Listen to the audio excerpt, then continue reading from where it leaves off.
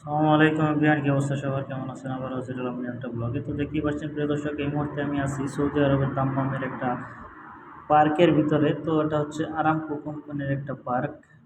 তো দেখতেই পাচ্ছেন পার্কের দৃশ্যটা খুবই সুন্দর এবং চমৎকার। তো এখানে আমি মাঝে মধ্যেই এসে সময় কাটাই। এটা হচ্ছে আরামকোর ৪ নম্বর পার্ক। তো দেখতেই পাচ্ছেন এটার ভিতরের দৃশ্যগুলো খুবই সুন্দর এবং অসাধারণ। এখানে অনেকগুলা গাছ আছে।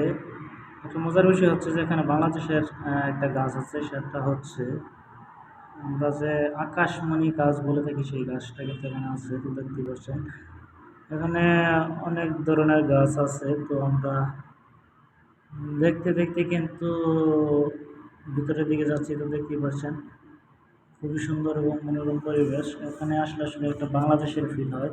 তার কারণ হচ্ছে যে এরকম গাছপালা সচরাচর কোথাও একসাথে দেখা যায় না, খুব কম। এখানে এই যে দেখেন, আমি যে বলছিলাম আকাশমণি গাছ, এটা হচ্ছে আকাশমণি গাছ। এখানে হচ্ছে খেলনা খেলনা বাচ্চাদের একটা খেলার জায়গা আছে, বাচ্চারা এসে এখানে আড্ডা দেয়, খেলনা করে। এখানে কিছু বাংলোর মতো আছে, বসে আড্ডা দেওয়া যায়। তো দেখতে পাচ্ছেন এখানে লোকজন বসে আছে, আড্ডা দিচ্ছে।